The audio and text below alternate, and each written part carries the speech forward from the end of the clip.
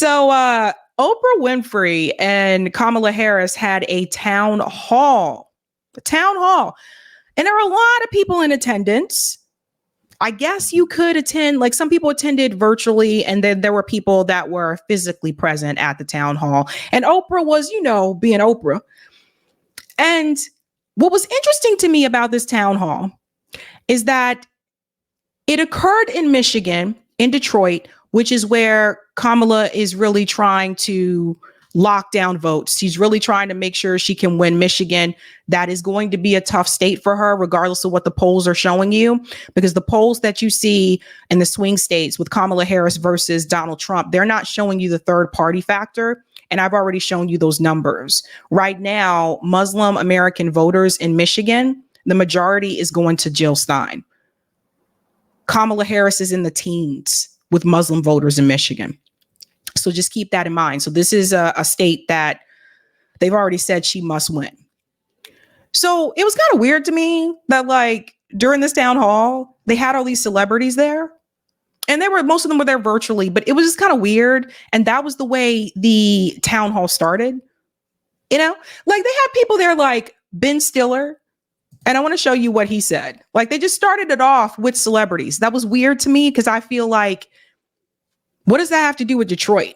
What does that have to do with the needs of people that live in a city that has closed over 40 schools over the past years? A city that has lost jobs in manufacturing. A city that is considered to be or have one of the highest crime rates. Like why? What does Ben Stiller have to do with this? Listen to what he said. Though, because everybody was so energized, and I mean, I got to go to the convention and see her speech, which was just incredible, and feeling that energy, feeling kind of going from a stop Trump mode into a go Kamala mode. The people starting to really hear what she's about, and I have a 22-year-old daughter, 19-year-old son is going to be voting in his first election. My daughter's, her reproductive rights are incredibly important. Standing up for. Thank you, Ben. Thank you, Ben. And I think standing up for, I think. So that's Ben Stiller there. And I want to mention something that he said there about moving towards joy, not pushing against something, but moving towards something, moving towards joy. Hold on to that, right? Hold on to that and hold on to the reproductive rights, because that seemed to be a big focus of the town hall. The message that they were trying to send to people is that we're tired of the hatred. We're tired of, the name calling. We want to move towards joy. And then also there's a big discussion about reproductive rights. And it wasn't just Ben. It was also Chris Rock, I believe. Let me make sure I have the right one here because I could remember how I did that. Yeah, Chris Rock. He's going to say something a little bit similar. So I want you to see the theme that they tried to paint during this town hall. I've always been a fan of Kamala, even back when she was running for. I remember writing her a check when she was like the district attorney for something. Maybe it was to get out of a parking ticket or something. But I've been writing her checks for a long time, and I just want to bring my daughters to the White House to meet this Black woman president.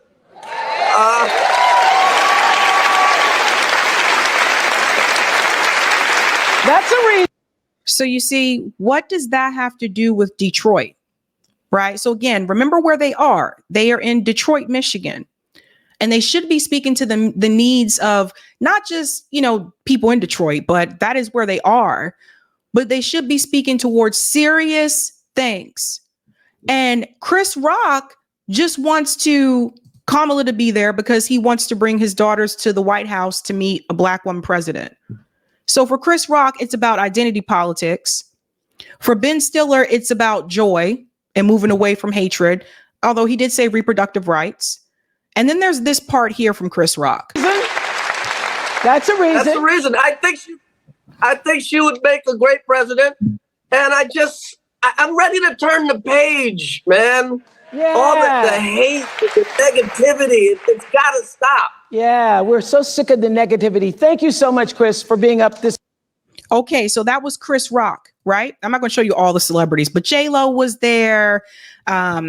Tracy Ellis Ross was there. There were a number of celebrities that were present at the event. But one thing that was very clear to me is that it sounded like to me that people weren't as concerned about what Kamala is going to do for them, although we'll get into a couple of things that are brought up. They were more concerned about moving towards a place of positivity, moving away from negativity and identity. That's what it seemed like. People were just willing to accept the fact that she may not have a plan. They just want to move away from the hatred. And to that, I will say this, and everybody needs to hear this. We'll get to some of the other clips as well. I think what Donald Trump is doing this time around in 2024, trying to reiterate some of the messages that he had in 2016, and that's not going to work this time around. Because I saw a video on Twitter of, he was at a rally and he was talking about describing Palestinian people in Gaza as like this infestation. Not different from what he has said in 2016 when he was running for president. And I think what the Trump campaign, where they're failing on this, and don't get me wrong, it's still a tight race, is that they're trying to run on that same rhetoric that they had in 2016. And it does not feel like a lot of people are going for that this time around. So that is something that I think people really need to pay attention to. Like I said, I watched the town hall and it seemed like to me, people just wanted to focus more on positivity. People have told me to my face, like, well, I don't know if Kamala is really going to do anything different, but I don't care. I just want to get away from the negativity. People have told me that to my face. Whereas someone like me, I want a candidate that's going to implement change. Like, I want change. And it seems like so many people are upset with the previous Trump presidency. And the big issue that keeps coming up is the overturn of Roe v. Wade, that they are willing to look past the fact that a Kamala Harris presidency may not implement any change. They just don't want that, the hateful rhetoric. They want something that's positive. Now, I hate to break it to them because I think we're going to see, if Kamala wins, I think they're going to see that other side of Kamala that some of us have seen. Because I think Kamala may have to be even more, or feel she might have to be even harsher, a little bit more forward, a little bit more assertive and aggressive than Joe Biden. And I feel she probably thinks she's going to have to do that for people to take her seriously. So I sincerely hope people don't think that just because she's a female, that she's going to be nicer. Okay, because I don't know about you guys. How many of you have ever had a female boss? How many of you have ever, like, you had a male boss and he might have been kind of strict or annoying or whatever, and then you had your first female boss and you were like, this is going to be so much better because I have a female boss, and then you realize, damn, my boss is a bitch.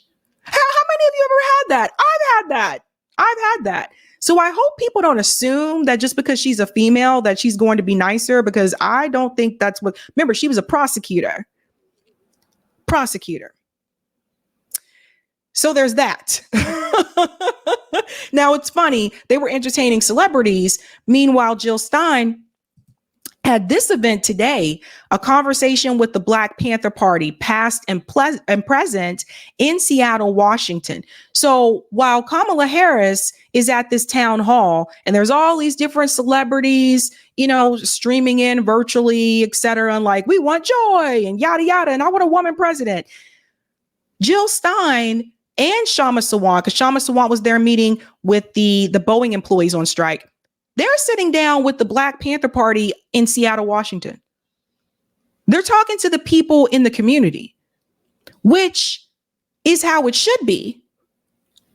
And that's what I thought. As soon as I saw that Oprah was hosting this, I said to myself, this is going to turn into like this celebrity thing, which is not what it should have been, especially that they're in Detroit. You're in Detroit. So where are we now? Gretchen Whitmer came to the town hall. And I want you to hear the warning that she gave to people about Michigan. I'm telling you guys, Kamala does not have it in the bag. I know they keep showing you the polls on CNN and MSNBC, and they're saying, look, she's ahead of Trump in Michigan now. She's ahead of Trump in Pennsylvania, yada, yada. She does not have it in the bag. That's why they're coming after the third party candidates, because they know they've seen the numbers with the Muslim voters. So listen to what Gretchen Whitmer says. She gives a warning to people about Michigan. Isn't that a notion? And what can Michigan do to help get Kamala Harris to the White House? I think we've got to do the hard work. In 2016, we were short 11,000 votes. That's 2 votes per precinct, which tells you that a conversation you have with a loved one or a neighbor or a fellow parishioner, whomever in your life you can talk to, we've got to do it. Do something, as Michelle Obama said at the convention. Well, this is what we're doing tonight. We're doing something. Thank you for allowing us in your state. Thank you so much. Thank you so much. So did you hear what Gretchen Whitmer said? She said it's tough. It's still going to be tough in Michigan. And she knows that. So last time, 11,000 votes. Could be more this time around that they lose by. And in comes Kamala Harris. This question here about the border. So they did allow some of the audience members to stand up and ask a question. So this gentleman here is going to ask her, what is her plan for the border? Again, I just want to tell you, the question is, what is your plan for the border? Here's her response. For you is when you become president, what would be your specific steps? Yeah, of course. What would be specific steps to strengthening the border? So it's a wonderful and important question. My background was as a prosecutor, and I was also the elected attorney general for 2 terms of a border state. So this is not a theoretical issue for me. This is something I've actually worked on. Okay. I have prosecuted transnational criminal organizations for the trafficking of guns, drugs, and human beings. I take very seriously the importance of having a secure border and ensuring the safety of the American people. Sadly, where we are now can be traced most recently back to the fact that when the United States Congress, members of the Congress, including some of the most conservative Republicans, came up with a border security bill. And here's what that border security bill would have done. It would have put 1,500 more border agents at the border. Let me tell you, those border agents are working around the clock. It would have just been about giving them some support and relief, which is probably why the border agents actually endorsed the bill. It would have allowed us to stem the flow of fentanyl. And I'm looking at people from all over the country here, so I don't need to tell the folks who are watching this what fentanyl has done to families, to kids in our country, and the need to take seriously stemming the flow coming into our country and address. So again, the question was, what is your plan to fix the border? We all know that drugs are coming in through the border. We all know that, Kamala. We all know about, because you've said this so many times, about the bill that failed because Donald Trump called the Republicans and told them not to pass it. Now, from what I understand also, there were other things that were part of that bill that people didn't agree with. But the reality is, Kamala Harris was assigned to the border the moment that Joe Biden and Kamala stepped into the White House in 2021. That was her assignment. Why did she wait until this bill was introduced, which was what, just a couple months ago? Why did she wait till this bill was introduced just a couple of months ago to try to get something accomplished with the border? I still remember the interview with Lester Holt. I still remember Lester Holt asking her, like, have you been to the border? And Lester Holt's probably one of the more calmer, nicer commentators. I don't think he's as harsh or mean with people. Some can be. And she said, well, no, I haven't been to the border. So why did it take all those years going by until that bill was introduced in Congress for you to try to do something with the border when you were assigned to the border in 2021? See, Kamala, some of us don't have short memories. Like we remember. I remember. That extraordinary and tragic issue in terms of its effect.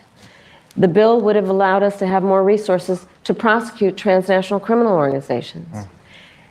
And it would have been part of the solution. And Donald Trump called up those folks and said, don't put that bill on the floor for a vote. He blocked the bill, and you know why? Why? Because he'd prefer to run on a problem instead of fixing a problem. And he has put his personal political security before border security. Because understand, even in the intervening months, what that bill would have done to give support to folks who care about this issue. And this again gets to the point about what does leadership really look like? And is it about you or is it about the people? Right. Is it about running on problems or fixing problems?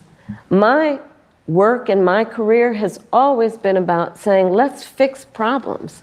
Let's address the needs because we know it's within our capacity to do that. So to answer, so this is where Oprah tries to help her out, which she does this quite a bit throughout the town hall. But again, the question was, what is your plan to fix the border? So just keep that in mind. She has yet to answer the question. So Oprah's trying to help her. Block the bill, and you know why? Why? Because he'd prefer to run on a problem instead of fixing a problem. And he has put his personal political security before border security. Because understand, even in the intervening months, what that bill would have done to give support to folks who care about this issue. And this again gets to the point about what does leadership really look like? And is it about you or is it about the people? Right. Is it about running on problems or fixing problems? My work and my career has always been about saying, let's fix problems. Let's address the needs because we know it's within our capacity to do that. So to answer Justin's question, now that that bill has gone and hasn't passed, will you reintroduce that? Absolutely. And when I am elected president of the United States, I will make sure that bill gets to my desk and I will sign it into law. So that's not true. Okay. So these are the things that it bugs me when politicians do this. You can't say you're going to make sure that bill gets to your desk. You can't determine that. It has to pass in the House first, and then it has to pass in the Senate. But it's not up to you to make sure it's going to pass in the House, especially if Democrats do not have control of the House again this November. Right now, it's a Republican-controlled House. Yes? So this is another example of politicians making promises that they know they can't fulfill. So I hope everybody wrote this down. I don't know if you're taking notes, but if you are, write this down. Kamala Harris just said her plan to fix the border is to reintroduce that border bill into Congress again. That's her plan. That's it. No plan B if it doesn't pass. Or let's say it passes in the House, but it doesn't pass in the Senate. This is a common thing, right? We've seen happen over and over again. It passes in the House, but it does not pass in the Senate. That's the plan. So long story short, her plan is to rely on Congress and the Senate. Everybody catch that? Okay. Let's go to economy. Let's go to economy. Cost of living. Shout out to Simon Ataba. I like Simon. Simon Ataba said, did she really answer the question? Harris is asked how she plans to tackle the rising cost of living Americans struggle with inflation. But her lengthy response left me more confused than informed. This is a recurring problem Kamala has. The business, Yeah. right? Yes. You know where I'm going. That's right. And It's still on paper with the $5,000. Right. It's still on It paper. just hasn't happened, right? Part of to speak to you guys and your family. A majority of young Americans, 18 to 34, say that the cost of living is their top issue ahead of the election. Let's take a look. Groceries are extremely expensive right now. I don't understand how people are affording life right now. For so many Americans, the high cost of living is their top concern this election. Rich, we have $435 to last us till the end of the month. Okay? What? In Philadelphia, Rachel and Garrett say they have to watch every penny. When I think of middle class, I think about people who are able to just get up and go and do things within their means and like not extravagant things, but be able to get up and go to dinner. I covered Rachel and Garrett. I covered this story. I remember this. They had just had the baby. Whatever they want, or maybe take that trip, that long weekend trip. We don't have that luxury. By a long shot, her tax plan is phenomenal. No glaze. Kamala Harris just delivered her new economic plan, and boy, oh boy, is it good for small business owners. Holy shit, you guys. Kamala Harris is going to announce tomorrow a $25,000 tax credit for first-time home buyers. Hold on to that. Everybody heard that? $25,000 tax credit. Let's take notes, guys. Tax credit, because that language is going to change later on. I'm elected president. I will make it a top priority to bring down costs and increase economic security for all Americans. Well, Rachel and Garrett are joining us on Zoom from Pennsylvania, and I understand your sister and brother-in-law moved in, and you're hoping to save money to have a second child? That's right. Hi, Oprah. Hi, Madam Vice President. It's nice to be with you all. Yes. Hi. And so what did you want to say to the Vice President? So, Madam Vice President, we are, like many, many young Americans, just experiencing a very high cost of living. We ended up giving up our apartment, moving in with our parents, who were so gracious to take us in for over a year so that we could save money and ultimately buy a home, because that's what we thought the American dream was, to get married and buy a home and have a baby. And now here we are, and our mortgage is incredibly higher than what we thought it would be. And my sister and our brother-in-law are living with us right now so that they can hopefully one day do the same. And while it's beneficial for us because they help us pay off some of our mortgage, it's also beneficial for them because they can save on cheaper rent. But we really would love to know what your plan is to help lower the cost of living. So again, the question is, what is your plan to help lower the cost of living? And I got to say this, guys, this isn't right. Like, just listening to their story, you know, her sister moved in to help them so that they would be able to have a second child. And then maybe her sister and her sister's, I guess, husband would be able to start a family as well. What happened to this country? People shouldn't have to do this. Guys, my parents did not have to do this. My parents were able to, my dad was able to work. My dad was in the military. My dad worked. When my mom was pregnant with me, she stopped working until I went to kindergarten. So my parents never had to pay for daycare, by the way. She stopped working until I went to kindergarten, and then my mom went back to work. She did the same thing when she had my sister. Nobody should have to live like this. Did everybody hear what has happened to this country? And by the way, Rachel and Dude, they have degrees. I remember because I covered that story. So for all the people that say, well, they should have went to college, they did. So we got to stop it with the shaming. We have to stop it with the, you should have went to college. You should have picked a better career. You shouldn't have gone to college and ended up with student loan debt. You should have gone into a trade. Everybody can't go into a trade. The trades will become oversaturated and the pay will decrease once it becomes oversaturated. This is what happened when everybody was going into law. I remember this at one point in time. Everybody's trying to go to law school. Coincidentally, seemed to be happening after that movie Legally Blonde came out. But at one point, everybody's trying to go into nursing. And then this field becomes oversaturated. The point is, guys, this economic system is not working. Nobody should have to live like this in this country. This is ridiculous. But is she going to answer the question? What is her plan? Yeah, first of all, thank you both for being here. And yours is a story I hear around the country as I travel. And in terms of both rightly having the right to have aspirations and dreams and ambitions for your family, and working hard and finding that the American dream is, for this generation and so many recently, far more elusive than it's been. And we need to deal with that. And there are a number of ways. One is bringing down the cost of everyday necessities, including groceries. So that's why I'm taking on, for example, price gouging, which is when, most companies and corporations are good, but for those bad ones, they take advantage of people, especially during a pandemic or extreme weather, and they end up jacking up prices, and there needs to be accountability and consequence for that. So I'm going to be taking on price gouging.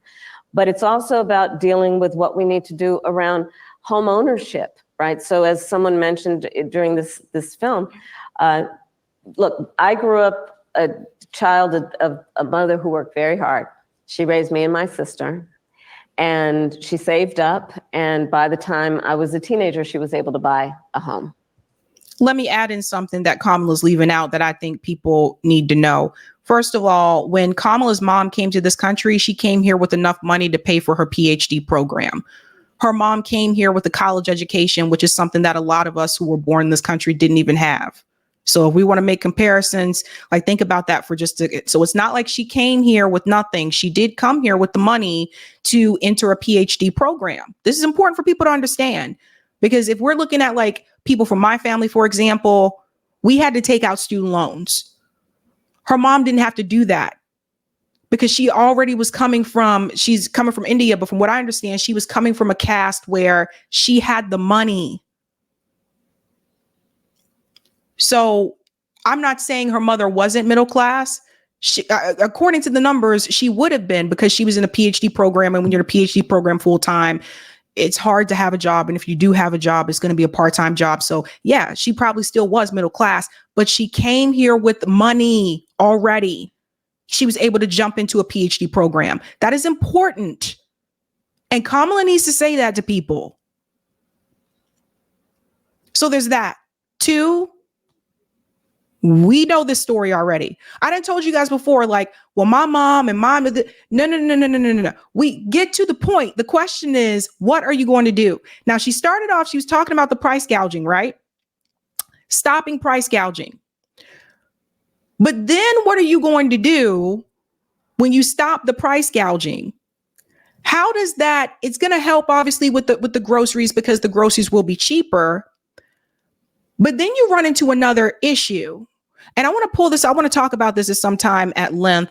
I did look over when Richard Nixon did this. Richard Nixon, he put like a cap on this, on price gouging. And I've read a number of articles about it. And every article that I read about it said that in the end, this ended up causing more inflation. Now, if any of you are economists or really like privy to this information, I'd love to hear about it. I would love to have an economist, another economist, come back on the show and talk to me about that. Like, would that happen again if they were to cap the prices? Will we end up with more inflation? So I would love to talk to an economist about that. But I think Kamala is not getting to the root issue. The problem is people are not making a living wage in this country. So regardless if you put a cap on price gouging, regardless if you're giving people the $25,000, whether it's a tax credit or a down payment for a home, people don't have the money. People just don't have it. Let me let her finish. And we grew up actually for a long time in an apartment on top of a childcare center that was owned by the woman we called our second mother, because she helped my mother raise us. And she was a small business owner, Miss Shelton. So I'll bring all this together to tell you the way I think about it is, one, when people work hard and have a dream of buying a home, we should give you the opportunity to be able to do that, which is why part of my plan is for first-time homeowners, buyers, to have a $25,000 down payment assistance to buy your first home. So now it's $25,000 down payment assistance. Now, I showed you right before this, it was a $25,000 tax credit. So this particular issue, I'll let her finish and I'll show you what it says on her website. Because people just need to be able to get their foot in the door, and then you'll do the hard work. Part of my plan is what we need to do to support small businesses, because my second mother was a small business owner, and I love our small businesses and our small business owners. They are not only business leaders, they are community leaders. They mentor, they hire locally, and we have so many entrepreneurs in our country who have great ideas, incredible work ethic, but not necessarily access to capital, because not everybody, like my opponent, was handed $400 million on a silver plate that he filed bankruptcy 6 times on. And so part of my plan is to give startup small businesses a $50,000 tax deduction to start up their small business right now. Okay. So, and she goes on to say right now it's 5,000. Now, here's the thing. I'm not saying this is bad, right? So some people who are Kamala stans, they'll hear this and they'll say, oh, Sabby thinks it's bad. No, I'm not saying it's bad. I don't want you to get your hopes up, because number one, people do we need more small businesses? Absolutely. Like, I'm a big fan of mom and pop places, but the reality is not everyone is going to start a small business, and not everyone wants to start a small business. So your answers to the economy shouldn't just be, I'm going to cap the prices. I am going to give people the $500,000 tax credit to start a small business. And the other answer, which is the $25,000 down payment. You're not getting to the root cause of the issue. Again, you are putting a Band-Aid on the wound instead of choosing to heal the wound so that you don't have to put another Band-Aid on it. And this has been the situation with our economy for quite some time. Now, we're going to come back to this video, but I'm going to show you right now because I pulled it up and I told you the rhetoric continues to change. Now, she just told you $25,000, right? $25,000, she said, down payment. But on her website, and we need to drive on into this because, like I told you, I was going to be checking this because politicians are notorious for saying one thing, but then their website or their platform says something different. And I'll highlight it here for you. Under housing, Vice President Harris will provide first-time home buyers with up to $25,000 to help with their down payments. So does everybody understand? Again, this is for first generation homeowners and first time homeowners. So does everybody understand this? There's a difference between saying I'm giving you $25,000 for down payments, or this is a $25,000 tax credit and up to $25,000. Those are different things. So I don't know. But we'll go back to this part here. Now it's $5,000. Nobody can start a small business with $5,000. So that's part of my plan. That's a teeny tiny business. That's a business in teeny tiny business. It's a concept of a business, right? Yes. You know where I'm going. That's right. And it's still on paper with the $5,000. It just hasn't happened, right? Part of to speak to you guys and your family and your dreams is what we need to do around giving middle-class families tax breaks. And so part of my plan is also to extend and expand the child tax credit to $6,000 so that you can, in the first year of your child's life, have the resources to be able to buy a crib and a car seat and clothes for your baby, knowing that's such an extraordinarily important time in their development, and you shouldn't have to worry about how you're going to take care of their basic needs. All of this and more is part of what I plan to build, and I call it an opportunity economy. Let me pause here for a second. Look, I don't know if this all went to shit after Reaganomics or what. I know trickle down did not trickle down, but somebody really needs to look into this. And maybe Professor Richard Wolff would be really good about this, because the reality is this. Tax credits, $6,000 tax credit so that you can get a crib. Like, what happened to this country? Like what is happening here? Why is it that in some other countries, the women can get like the full year of maternity leave and they don't have to worry about paying for daycare or anything like that? Now, I don't know how much it costs where you live, but where I am in the Boston area, first child, $3,000. And it costs more for newborns. But how did we get to this point in this country? Like, why is it that a woman can't have a baby and be able to stay home and raise the baby if she wanted to and not have to take the baby to daycare? Not everybody feel comfortable taking a newborn to daycare. Also, there's some crazy things happen at those daycares. What happened? What happened to that? My mom was able to do that. So $6,000 tax credit, that's nice. Cap on the price gouging, that's nice. But again, I need to talk to an economist about that, because I do wonder based on what I read about the inflation. $25,000, whatever it's supposed to be to help for a home buyer, that's nice. But this is not going to fix the root issue. People can't afford to make a living in this country because people are not paid living wages. How is it that it's 2024 and the minimum wage is still $7.25 an hour? Hello? How is that even possible? We live in a country where a lot of people can't even take care. They don't really want you to take care of your kids. They want you to have these kids, but then they don't want you to take care of them.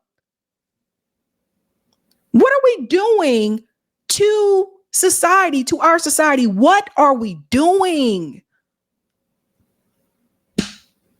So the root cause here, we need to get down to what is a living wage in this country. 2, some of this stuff, remember when Bernie was running, he said what? We need childcare for everybody in this country. Other countries have this. Why are people paying $3,000, $4,000, $5,000 a month for someone to watch your kid? Just so that you can go to work, make money, they'll take the taxes out your check, and then most of that is going to rent, mortgage, or to pay the daycare center that you're rushing to get back to after you get off from work so that you don't get charged a late fee. What happened to this country?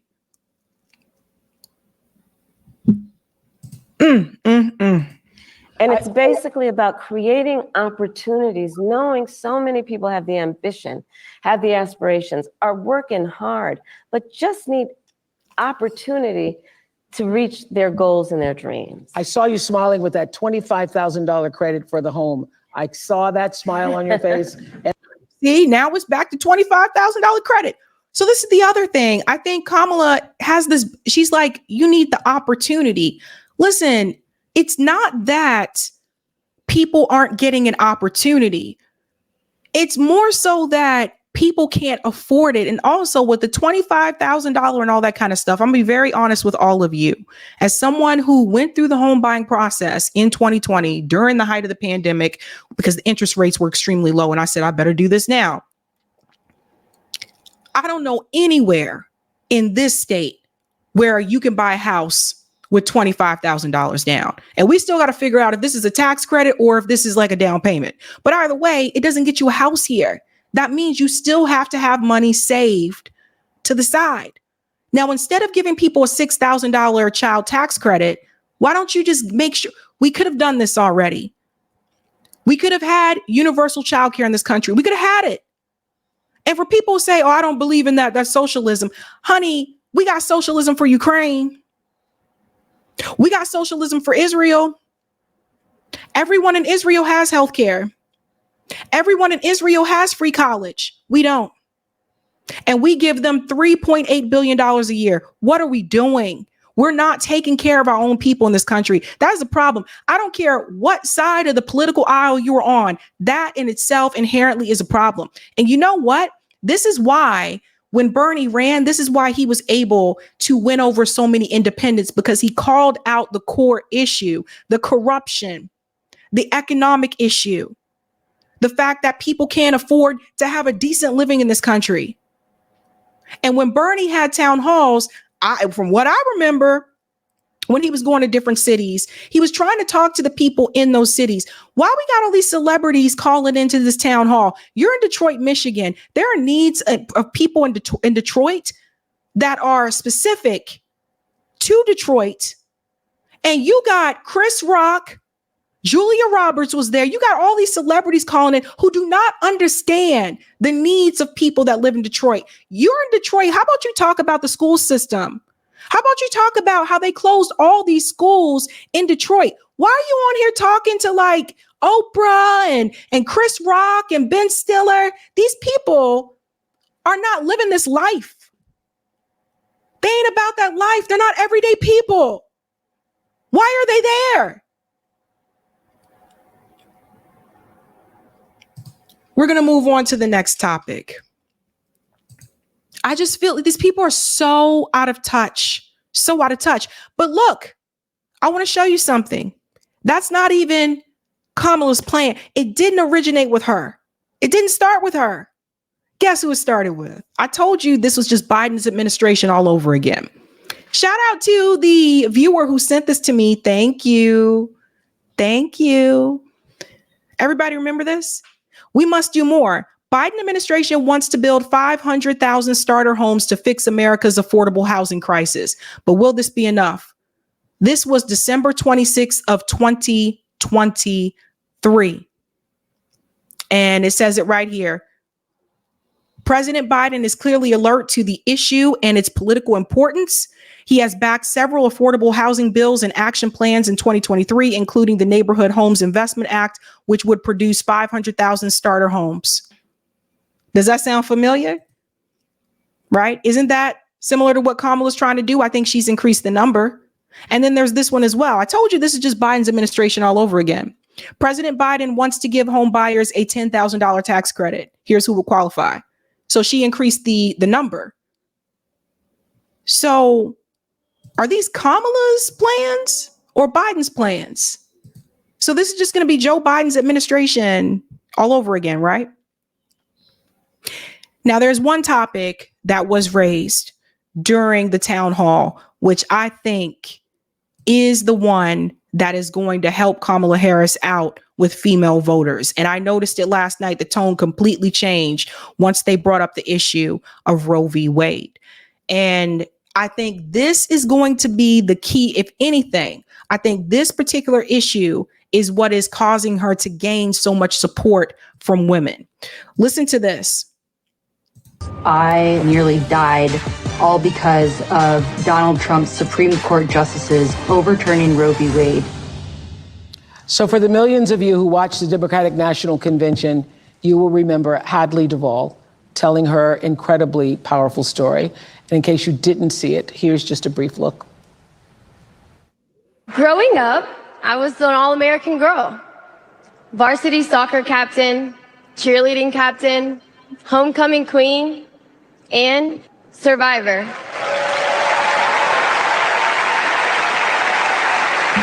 I was raped by my stepfather after years of sexual abuse. At age 12, I took my first pregnancy test, and it was positive. Hadley is here. Stand up, Hadley.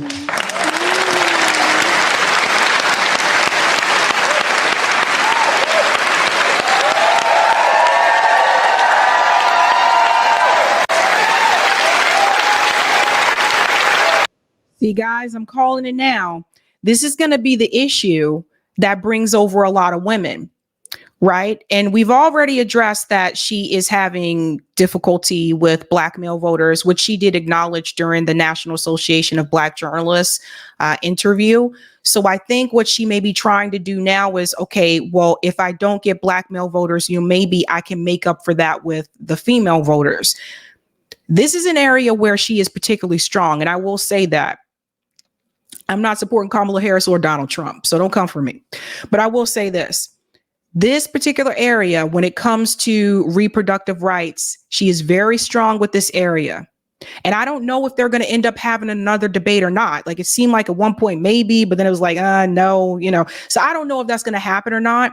But if they do have another debate, you can bet this is going to be one of the topics on the debate stage. And like I said, this particular issue, she is very strong with, and she is able to relate to other women about it, not just because she is a woman, but also because she is always supported like reproductive rights. So this is an area that could help Kamala. And so everybody needs to pay attention to this, because as many times as I've told you that the Democratic Party had multiple opportunities to pass Roe v. Wade, they decided not to. We covered this last night, actually, the number of times they could have had this done.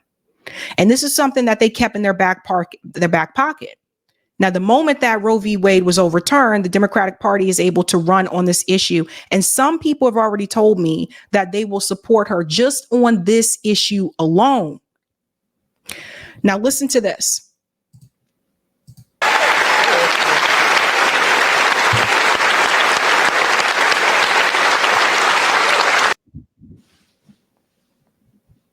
Oh, it stops there for some reason. Sorry, guys. And there are more people like me out there. And there are going to be so many more who deserve their options. They deserve their choices. Let's get involved. We have someone who's willing to hear us at a level like never before. We have someone who wants to know what we want in this country. We have someone who wants to lift up our voice. And we need to show out and show up for her just like she's showing out and showing up for us. All right. Is there something you wanted to say to Madam Vice President? So does everybody see that? Now, I wanted to show you that for a reason, because when it comes to Roe v. Wade, Democrats are running on this and they're saying that we're going to get this fixed, but they don't tell you how. How are they going to overturn it? How are they going to reverse it? Has anyone mentioned a plan for this? And this is one of those things I told you guys before that, like, look, if they don't come through, if she wins and they don't come through on this, you want to talk about angry women? Listen, some of you guys out there, some of you guys out there, us women, we can be very nice, but when we get angry, watch out. And when there's a lot of us that are angry, watch out. I think it is incredibly dangerous for Kamala Harris and the Democratic Party to say that they're going to reverse that and not explain to you how they're going to do it. Because I know a number of women that will be very upset about that if that does not change. Because you can almost pretty much anticipate if Kamala wins in 2024, then in 2028, it'll probably flip back Republican. And no, I don't think Donald Trump will run again in 2028, but it will probably flip back Republican, right? So how are they going to change that? It was a Supreme Court decision. Are any Supreme Court justices retiring anytime soon? Let me know. Anybody? Hello? Any of the conservative Supreme Court justices resigning? How are they going to change that?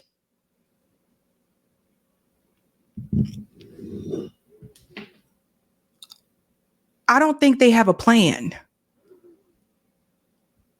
And what was bothersome to me when I saw everybody cheering and saying, yeah, we got to protect women's reproductive, and that was constantly brought up throughout the town hall, but they don't tell you how they're going to do it. So to quote my comrade Rome, are they lying to you? There was something said here. There was a CNN panel, and I thought this was pretty interesting. Sure, Michael Singleton, he brought up the Oprah Winfrey town hall, and I want to show you what he said. Listen to this.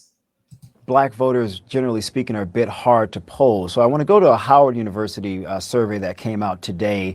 that suggested that she is performing around 82% with black voters writ large, meaning men and women. And Donald Trump is around 12%. That's the same number he received in 2020.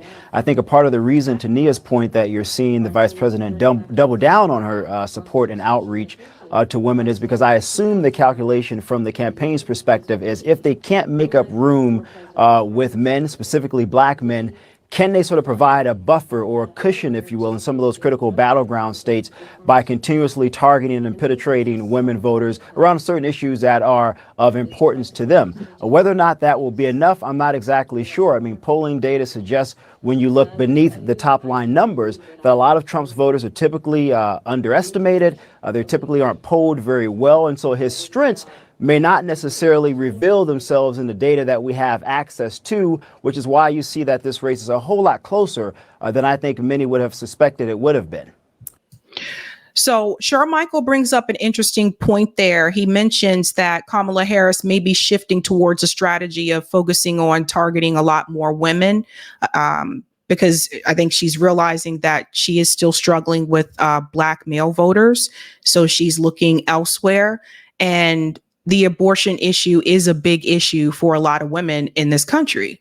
So focusing on that issue is going to be important to her campaign. But at the same time, like I said, they're not telling you how they're going to fix that issue. And that is very problematic. He also said that, long story short, Trump supporters seem to be underestimated. It was also very clear to me that for whatever reason, a lot of these polls, Trump supporters are underpolled. Jordan Sheridan had talked about this also on Status Coup, that for whatever reason, Trump supporters are underpolled, or people are more reluctant to say that they're going to support Donald Trump.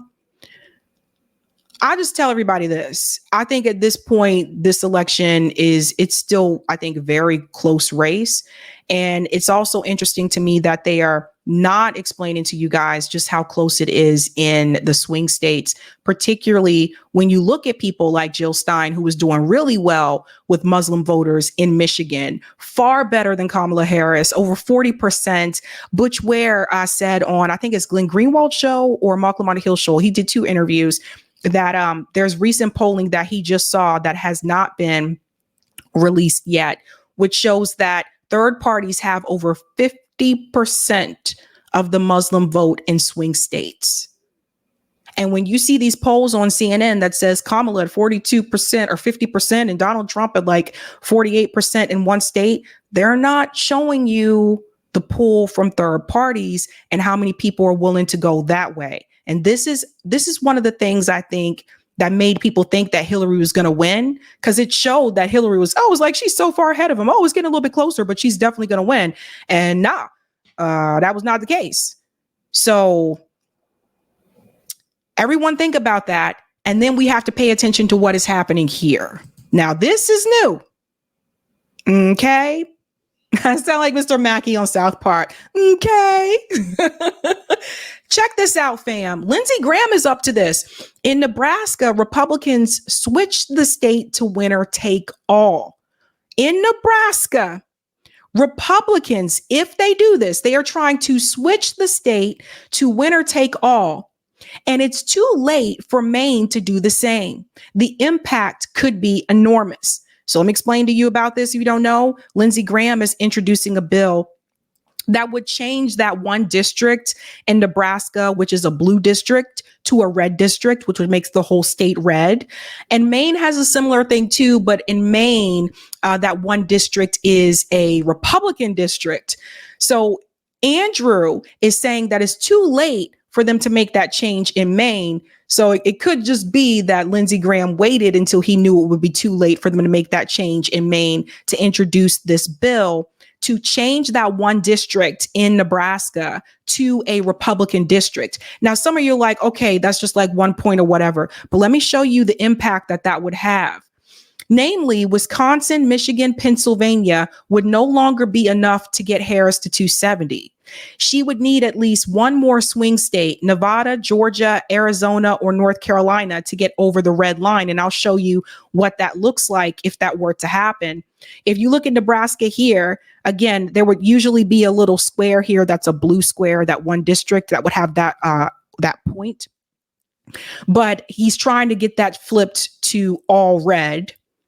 And then if you look over here in Maine, you'll see that other district here, which is the conservative one, which they said is too late to change Maine. So what he is saying is that if this happens, then even if she wins Minnesota, Wisconsin, Michigan, and Pennsylvania, that's still not enough to get to 270. In fact, that would be a tie, 269 and 269. And at that point, if I believe correctly, it's supposed to go back to the House if there's a tie between them, and then the House would vote, but it's a Republican House. So that too. Now something could change. She could end up winning Nevada. I think Nevada is going to be red. I still kind of believe that, but they said that she just pulled ahead in Nevada. So Dems have had Nevada be blue for, I think, since Hillary. I think Hillary also had blue Nevada, if I remember correctly. But this is just what they're showing you what that would happen. And it was interesting because Chris Hayes, he retweeted this, and Chris Hayes was like, I don't know if I still have it there. It's probably gone. It's gone. Chris Hayes had retweeted that, and he said, there's no way this isn't fair. And you know what I say to that? So it looks like the Republicans are trying to change the Electoral College with Nebraska. And Chris Hayes said it's undemocratic. And I just point to the Democratic Party kicking third-party candidates off their ballot. I point to the Democratic Party kicking Jill Stein off the ballot and suing her over and over again. Same to Cornel West, same to Claudia De La Cruz. And they have to constantly raise funds. So the Democratic Party drains their resources, preventing them from, having a even stronger, I would say, campaign, because they spend so much time in courts trying to fight back against these things. Both parties do it. So both parties don't represent true democracy. But if that happens, that would be interesting. We'll have to see. We'll have to see what she ends up doing. But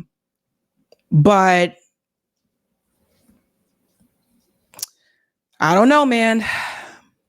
I don't know. It's wild times. You can always vote third party like me. You can always vote third party like me.